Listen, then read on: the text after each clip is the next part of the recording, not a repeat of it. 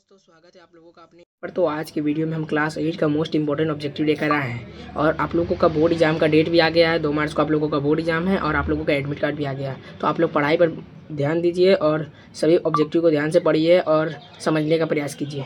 अब बहुत ही कम दिन बचे हुए हैं, तो सबसे पहले ऑब्जेक्टिव की ओर बढ़ते उससे पहले वीडियो को लाइक कीजिए, चैनल को सब्सक्राइब कीजिए। हमारा पहला ऑब्जेक्टिव आप देख सकते हैं, पहला ऑब्जेक्टिव और बहुत ही इंपॉर्टेंट ऑब्जेक्टिव है। सारे ऑब्जेक्टिव आपको बोर्ड एग्जाम में देखने को मिलेंगे। यहाँ से 50 ऑब्जेक्टिव है, 50 ऑब्जेक्टिव से बहुत ऑब्जेक्टिव आपको सीधा बोर्ड एग्जाम में यहाँ से देखने को मिलेंगे। तो सबसे पहला ऑब्जेक्टिव लिखा हुआ कि गेहूं की रस्ट किसके कारण होता है। तो गेहूं की रस्ट किसके कारण होता है? तो क्या जीवाणु के कारण होता है, विषाणु के कारण होता है, कवक के कारण होता है, प्रोटोजुआ के कारण होता है? तो इसका ऑप्शन नंबर 2 सही उत्तर हो जाएगा। इसका ऑप्शन नंबर 2 सही उत्तर हो जाएगा, कवक के कारण होता है। और अगले प्रश्न में चलते हैं दोस्तों, देखते हैं क्या लिखा हुआ है। तो अगला प्रश्न में लिखा है कि सूक्ष्मजीव कहाँ पाए जाते हैं। वेरी वेरी इंपॉर्टेंट ऑब्जेक्टिव, हर साल बोर्ड एग्जाम में पूछा जाता है। तो क्या जल में पाया जाता है, मिट्टी में पाए जाते हैं, वायु में पाई जाती है, इनमें से सभी? तो सूक्ष्मजीव इनमें से सभी पाए जाते हैं। सूक्ष्मजीव सभी जगह पाए जाती है, ये इतने छोटे होते हैं कि हमें पता भी नहीं चलता, ये सभी जगह पाई जाती है। इसका ऑप्शन नंबर डी मतलब 4 सही उत्तर हो जाएगा। और अगले प्रश्न की ओर देखते हैं क्या लिखा हुआ है। तो अगला प्रश्न में लिखा हुआ है कि जीवाणु एवं कवकों द्वारा अपघटित होने वाला पदार्थ कहलाते हैं। जीवाणु और कवकों द्वारा अपघटित होने वाला पदार्थ क्या कहलाते हैं? जैव निम्नीकरण कहलाते हैं, जैव अनिम्नीकरण कहलाते हैं, संश्लेषित रेशे कहलाते हैं, अपघटक कहलाते हैं। तो इसका ऑप्शन नंबर 1 इसका सही उत्तर हो जाएगा। ध्यान से देखिएगा, ये बहुत ही इंपॉर्टेंट ऑब्जेक्टिव है और सारे ऑब्जेक्टिव आपको बहुत ही इंपॉर्टेंट है और आपको बोर्ड एग्जाम में यहाँ से ऑब्जेक्टिव पूरा देखने को मिलेंगे। तो देखते हैं अगले प्रश्न में क्या लिखा हुआ है। तो अगला प्रश्न में देखते हैं, यहाँ लिखा हुआ है, देखिए अगला प्रश्न लिखा हुआ है सोडियम को किस में डुबा कर रखा जाता है। तो आप जानते होंगे सोडियम Na इसका रासायनिक सूत्र होता है। सोडियम का कभी कभी रासायनिक सूत्र पूछ दिया जाता है। तो Na सोडियम को मिट्टी के तेल में डुबो कर रखा जाता है। किसके तेल में? तो मिट्टी के तेल में डुबो कर रखा जाता है। 4 का ऑप्शन नंबर 2 आपका सही उत्तर हो जाएगा और मिट्टी के तेल में डुबो कर रखा जाता है। और सारे ऑब्जेक्टिव आपको इस साल के बोर्ड एग्जाम में देखने को मिलेंगे। अब देखते हैं अगले प्रश्न में क्या लिखा हुआ है। तो अगला प्रश्न में देखिए, किसी पदार्थ के दहन में सहायता होती है, मतलब किसी भी पदार्थ को जलाने के लिए क्या सहायता होती है। देखिए ये ऑब्जेक्टिव आपका हर साल बोर्ड एग्जाम में पूछा जाता है और आपको पहले भी मैंने कराया है कि किसी भी पदार्थ को जलाने के लिए हमें ऑक्सीजन की आवश्यकता होती है। ऑक्सीजन मतलब ऑक्सीजन, वायु की आवश्यकता होती है। तो इसका ऑप्शन नंबर 2 सही उत्तर हो जाएगा। और अगले प्रश्न में देखते हैं क्या लिखा हुआ है दोस्तों। तो देखिए बर्फ पर चलने से आप फिसल जाएंगे क्योंकि, बर्फ पर चलने से आप फिसल जाएंगे क्योंकि। इसका ऑप्शन देखते हैं क्या लिखा हुआ है।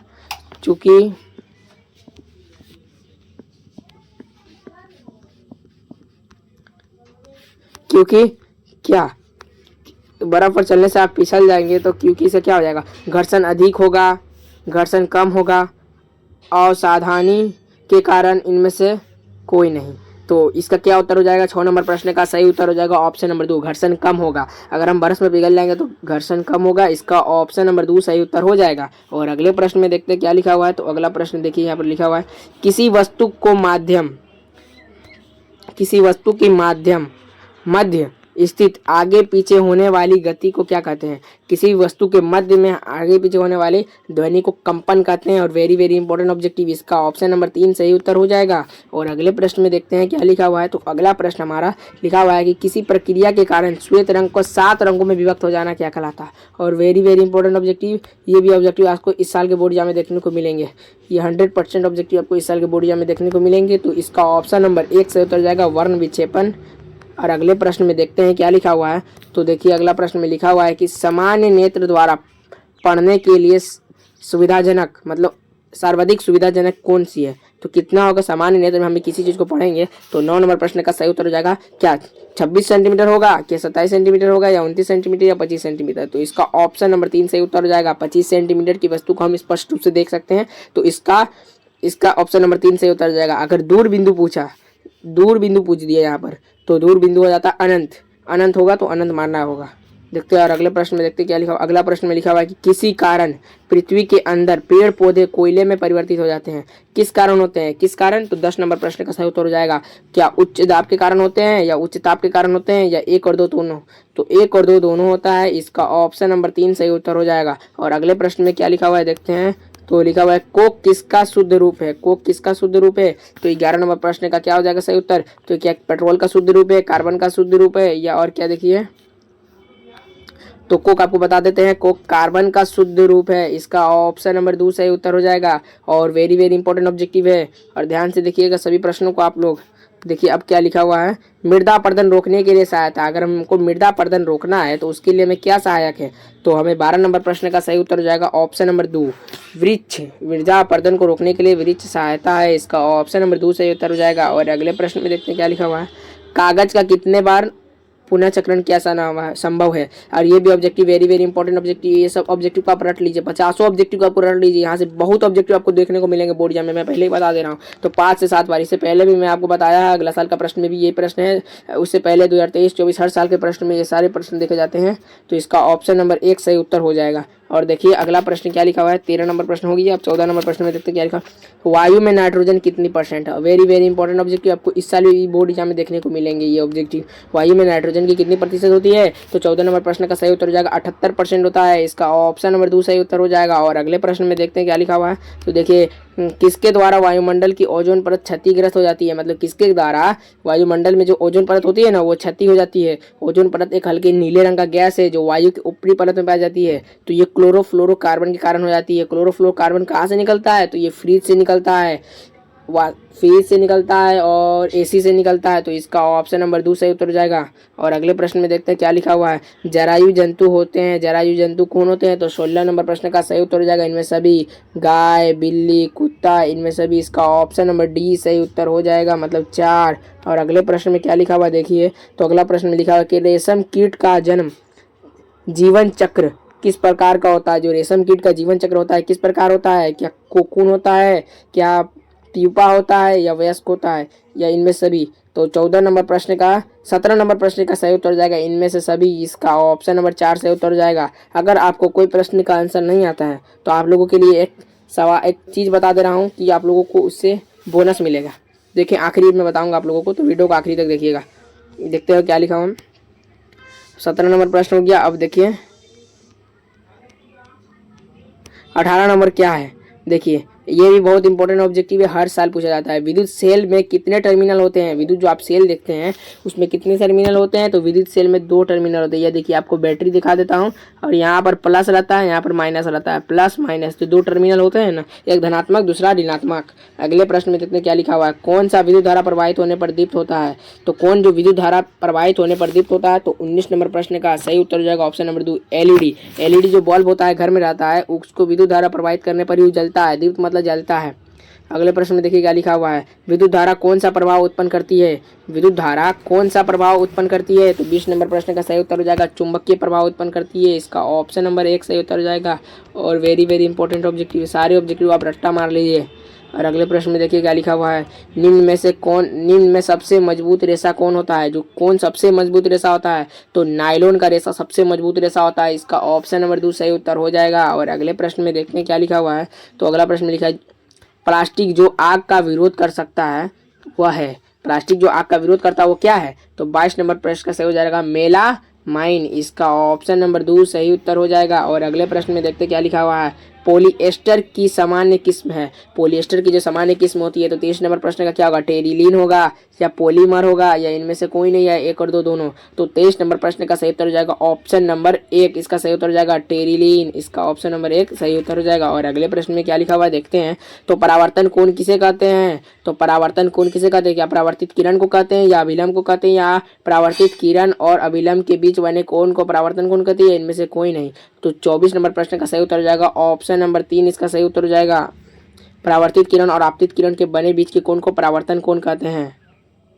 और अगले प्रश्न में देखिए क्या लिखा हुआ है, तो अगला प्रश्न हमारा है 25 नंबर प्रश्न में देखते हैं क्या लिखा हुआ। 25 नंबर प्रश्न लिखा है कि चमकीला पिंड कौन से होते हैं, चमकीला पिंड कौन होता है, तो 25 नंबर प्रश्न का सही उत्तर हो जाएगा क्या चंद्रमा होते हैं, या तारे होते हैं, या 1 और 2 दोनों, या इनमें से कोई नहीं, तो इसका ऑप्शन नंबर 2 3 सही उत्तर हो जाएगा, क्योंकि चंद्रमा भी चमकीला पिंड होता है और तारे भी चमकीला पिंड होता है। तो 25 नंबर प्रश्न का ऑप्शन नंबर 3 इसका सही उत्तर हो जाएगा, और बहुत ही इंपॉर्टेंट ऑब्जेक्टिव है। और देखिए ये ऑब्जेक्टिव तो हर साल पूछे जाते हैं, ये ऑब्जेक्टिव को भी आपको बोर्ड एग्जाम में देखने को मिलेंगे। ये वाला ऑब्जेक्टिव, मानव कान की श्रव्यता परास कितनी होती है, तो देखिए 20 हर्ट्ज से कितनी होती है, तो देखिए 26 नंबर प्रश्न का देखिए क्या लिखा हुआ है, 20 हर्ट्ज से 200 हर्ट्ज तक, क्या 20 हर्ट्ज से 20,000 हर्ट्ज, ये 20 हट से 2000 हट, ये इनमें से कोई नहीं। तो देखिए ध्यान से देखिएगा ये प्रश्न को, ये प्रश्न हर साल के बोर्ड एग्जाम में पूछे जाते हैं। तो ये प्रश्न का सही उत्तर हो जाएगा ऑप्शन नंबर 2, इसका सही उत्तर हो जाएगा 20 हट से 20,000 हट तक मानव कान का श्रव्यता होती है। 20 हट से कम को मानव कान नहीं सुन सकता है और 20,000 हट से अधिक का मानव का कान उसे नहीं सुन सकता है, बहुत मतलब उसे सह नहीं सकता। और अगले प्रश्न में देखते हैं क्या लिखा हुआ है। तो 27 नंबर प्रश्न में लिखा है कि ध्वनि की प्रबलता की माप की जाती है। ध्वनि की जो प्रबलता की माप होती है 27 नंबर प्रश्न है, तो क्या जूल में की जाती है, पास्कल में की जाती है, न्यूटन में या डेसिबल में। तो आपको इससे पहले भी ऑब्जेक्टिव में बताएं और वेरी वेरी इंपॉर्टेंट ऑब्जेक्टिव है, तो डेसिबल में की जाती है। सारे ऑब्जेक्टिव आपको यहीं से देखने को मिलेंगे, इसलिए वीडियो को लाइक कीजिए, चैनल को सब्सक्राइब कीजिए, अपने दोस्तों को शेयर कीजिए। तो इसका ऑप्शन नंबर 2 सही उत्तर हो जाएगा। और अगले प्रश्न में क्या लिखा हुआ है देखते हैं। तो अगला प्रश्न देखिए, यहाँ पर लिखा हुआ है कि प्राकृतिक आवास वन्य प्राणी संरक्षण किया जाता है। तो 28 नंबर प्रश्न में क्या होगा, अभयारण्य होगा, राष्ट्रीय उद्यान होगा, जैव मंडल सुरक्षित में, इनमें से सभी। तो देखिए 28 नंबर प्रश्न का सही उत्तर हो जाएगा ऑप्शन नंबर 1, इसका सही उत्तर हो जाएगा अभयारण्य में, इसका ऑप्शन नंबर 1 सही उत्तर हो जाएगा। और अगले प्रश्न में देखते हैं क्या लिखा हुआ है। तो 29 नंबर प्रश्न में देखिए लिखा है भारत में राष्ट्रीय उद्यान की कुल कितनी संख्या है। जो राष्ट्र का उद्यान होता है ना, उसकी कितनी संख्या है। तो 29 नंबर प्रश्न का क्या उत्तर हो जाएगा, क्या 10 है, क्या 20 है, या 55 है, या 106 है। तो देखिए 106 इसका सही उत्तर जाएगा। भारत में राष्ट्रीय उद्यान की 106 संख्या है, इसका ऑप्शन नंबर 3 सही उत्तर हो जाएगा। और अगले प्रश्न में क्या लिखा हुआ है देखते हैं। अगला 30, काला सोना किसे कहा जाता है। काला सोना किसे कहा जाता है, आप ध्यान से देखिएगा। 30 नंबर प्रश्न का क्या हो जाएगा, पेट्रोलियम को काला सोना कहा जाता है। तो इसका ऑप्शन नंबर 3 सही उत्तर हो जाएगा, क्योंकि पेट्रोलियम को अगर काला हीरा पूछा, ब्लैक डायमंड, तो काला हीरा कोयला को कहा जाता है, लेकिन काला सोना पूछा है तो काला सोना पेट्रोलियम को कहा जाता है। तो इसका ऑप्शन नंबर 3 सही उत्तर हो जाएगा। और अगले प्रश्न में क्या लिखा हो देखिए, चट्टान पर चढ़ाने के किससे बने होते हैं। चट्टानों पर चढ़ाने हेतु रस्से बनाए जाते हैं क्या। तो 31 नंबर प्रश्न का सही उत्तर क्या हो जाएगा। तो क्या रेयन से बनाए जाते हैं, कपास से बनाए जाते हैं, या देखिए अगला प्रश्न,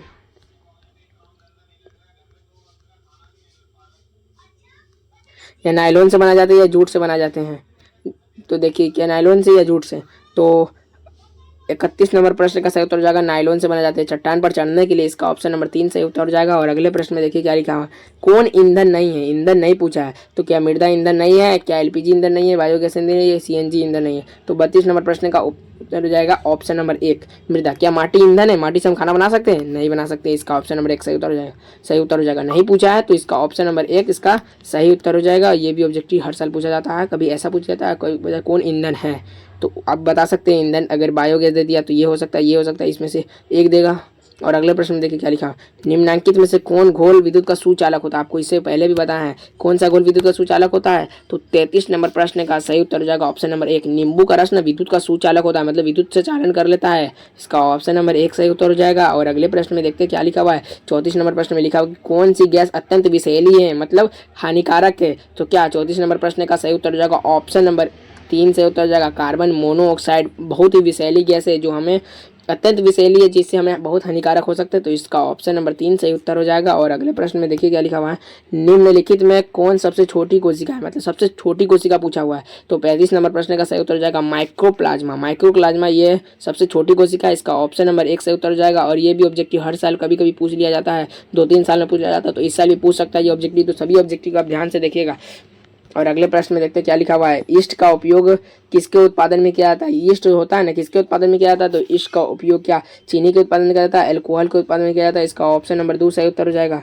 और अगले प्रश्न में देखिए मलेरिया रोग का कारण है, मलेरिया जो रोग होता है उसका क्या कारण है। तो प्रोटोजुआ कारण है, इससे पहले भी आपको बताया, इसका ऑप्शन नंबर 1 सही उत्तर हो जाएगा। और अगले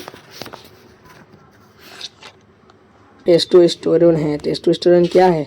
तो यह एक पुरुष हार्मोन है, इसका ऑप्शन नंबर 3 सही उत्तर हो जाएगा। देखिए अगला प्रश्न, पुरुष हार्मोन, इसका ऑप्शन नंबर 3 सही उत्तर हो जाएगा। और अगले प्रश्न में देखिए क्या लिखा हुआ है, बल का क्या होता है, मतलब यह पूछा हुआ कि बल का ऑप्शन है। तो देखिए यहाँ पर क्या है, बल का होगा 39 नंबर प्रश्न का सही उत्तर हो जाएगा ऑप्शन नंबर 2 परिणाम दिशा दोनों होते हैं। बल जो अगर हम लगाइएगा इस वस्तु पर तो इसका परिणाम भी आपको पता है और दिशा भी पता है कि हम इधर जाएगा यह वस्तु, तो यही होगा। अब देखिए 40 नंबर प्रश्न में लिखा है कि प्रकाश के परावर्तन के कितने नियम है। तो प्रकाश के परावर्तन के 2 नियम होते हैं। कभी अपवर्तन का नियम पूछा जाता था, अपवर्तन का पूछा तो उसका भी 2 होता है। तो ये भी ऑब्जेक्टिव हर साल पूछा जाता है, वेरी वेरी इंपॉर्टेंट ऑब्जेक्टिव, का ऑप्शन नंबर 2 सही उत्तर हो जाएगा। और अगले प्रश्न में देखिए क्या लिखा हुआ है, 41 नंबर प्रश्न में लिखा विद्युत का सुचालक अधातु है, जो विद्युत का सुचालक है और वो अधातु भी है। तो 41 नंबर प्रश्न का सही उत्तर हो जाएगा ग्रेफाइट, विद्युत का सुचालक भी है और अधातु भी है। और अगले प्रश्न में देखिए क्या लिखा हुआ है, तो अगला प्रश्न में लिखा हुआ है कि वायु किसका मिश्रण है। वायु किसका मिश्रण है, तो 42 नंबर प्रश्न का सही उत्तर हो जाएगा गैसों का मिश्रण है। वायु जो होता है ना, बहुत सारे गैसों का मिश्रण होता है, तो इसका ऑप्शन नंबर 1 सही उत्तर हो जाएगा। और सभी ऑब्जेक्टिव बहुत आसान है। और अगले प्रश्न में देखिए क्या लिखा हुआ है। 43 नंबर प्रश्न में लिखा है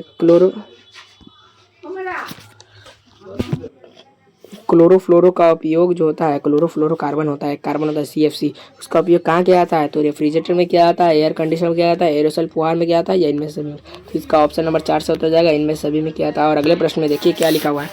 तो लिखा है कि भोजन से प्राप्त ऊर्जा का उपयोग कहाँ करते हैं। जो भोजन से प्राप्त होता है ऊर्जा, हमें उसका उपयोग हम क्या करते हैं, तो भोजन से प्राप्त ऊर्जा का उपयोग हम इनमें से 44 नंबर प्रश्न का सही उत्तर हो जाएगा, हम पाचन के लिए करते हैं। इसका ऑप्शन नंबर 1 सही उत्तर हो जाएगा। और अगले प्रश्न में देखते हैं क्या लिखा हुआ है। 45 नंबर प्रश्न में देखिए तेली सतह से घर्षण बढ़ता है, घर्षण घटता है, घर्षण बिल्कुल नहीं होता है, घर्षण का प्रभाव नहीं पड़ता। तो 45 नंबर प्रश्न का सही उत्तर हो जाएगा घर्षण घटता है। तेली सतह से घर्षण का घटता है, इसका ऑप्शन नंबर 2 सही उत्तर हो जाएगा। और अगले में देखिए क्या लिखा है। आवृत्ति का समाधान क्या होता है, और वेरी वेरी इंपॉर्टेंट ऑब्जेक्टिव हर साल पूछा जाता है, और आपको इससे पहले ही हम बताया कि आवृत्ति का समाधान घटता जो होता है, इसका ऑप्शन नंबर 3 सही उत्तर हो जाएगा। और अगले प्रश्न में देखते हैं क्या लिखा हुआ है। पृथ्वी पर अचानक कंपन को क्या कहते हैं। पृथ्वी पर जो अचानक कंपन होता है उसे भूकंप कहते हैं। भूकंप, भू और कंप, भू का कांपना, भूमि का कांपना भूकंप कहलाता है। तो 47 नंबर प्रश्न का सही उत्तर हो जाएगा भूकंप, इसका ऑप्शन नंबर 1 सही उत्तर हो जाएगा। ध्यान से देखिएगा सभी प्रश्नों का, आपको बोर्ड एग्जाम में सारे प्रश्न आपको यहाँ से देखने को मिलेंगे। समाप्त होने वाला प्राकृतिक संसाधन है, जो समाप्त हो जाता है वो कौन सा है प्राकृतिक संसाधन, हर साल पूछा जाता है। तो 48 नंबर प्रश्न का सही उत्तर हो जाएगा खनिज, ये समाप्त हो जाता है। और ये देखिए वायु कभी समाप्त नहीं होगा, सूर्य का प्रकाश कभी नहीं, इनमें सभी ये तो होगा ही नहीं। खनिज ये कभी समाप्त हो जाता है, खनिज समाप्त हो जाता है। और ये आपका क्लोरोप्लास्ट किस से पाया जाता है, क्लोरोप्लास्ट किस में पाया जाता है, तो इसका ऑप्शन नंबर 2 से उत्तर जाएगा पत्तियों में पाया जाता है। इसका ये हर एक पत्तियों का हरा रंग किसके कारण होता है, तो इसके ही कारण होता है। अगर आपसे पूछ लिया कि पत्तियों का हरा रंग किसके कारण होता है, तो क्लोरोप्लास्ट के कारण होता है। और अगले प्रश्न में देखते हैं क्या लिखा हुआ है। सर्वप्रथम चेचक के टीका का खोज किसने किया, तो सर्वप्रथम चेचक के टीके का खोज क्या किया, लुई पास्चर ने किया, एडवर्ड जेनर ने किया, अलेक्जेंडर फ्लेमिंग ने किया, रॉबर्ट हुक ने किया। तो इसका ऑप्शन नंबर 2 से उत्तर जाएगा टीके का खोज एडवेंचर जनरल ने किया, इसका ऑप्शन नंबर 2 सही उत्तर हो जाएगा। और आपका 50 प्रश्न खत्म हुआ। और सभी बहुत इंपॉर्टेंट ऑब्जेक्टिव है, तो सभी ऑब्जेक्टिव आप ध्यान से देखिएगा, और सभी ऑब्जेक्टिव को ध्यान से देखिएगा और पढ़िएगा। और मैंने जितना ऑब्जेक्टिव बताया सभी ऑब्जेक्टिव देख लीजिएगा, आपका बोर्ड एग्जाम में A+ आने से कोई रोक नहीं सकता। और देखिए आपको बता देते हैं, अगर कोई ऑब्जेक्टिव को नहीं पता है तो उसमें अगर उसमें इनमें से सभी दिया हुआ है, इनमें सभी दिया तो 90% चांस है कि इनमें से सभी इसका ऑब्जेक्टिव आंसर सही होगा। अगर आपको पता है तो जो पता है वो मार दीजिए, अगर लेकिन नहीं पता है तो आप इनमें से सभी ही मार के आइएगा। 90% आपका चांस है कि वही सही होगा। देखिए ये सब ऑब्जेक्टिव मारने का तुक्का भी दिए, लेकिन आपको सब आना चाहिए। और देखते हैं, और आप कमेंट में ज़रूर बताइएगा कि आपने 50 ऑब्जेक्टिव में कितना ऑब्जेक्टिव सही किया। और वीडियो को लाइक कीजिएगा, कमेंट कीजिएगा, शेयर कीजिएगा। अगले सब्जेक्ट कौन सब्जेक्ट का चाहिए उसे बताइएगा ज़रूर। धन्यवाद, आज के लिए बस इतना ही, और अगले वीडियो में मिलते हैं।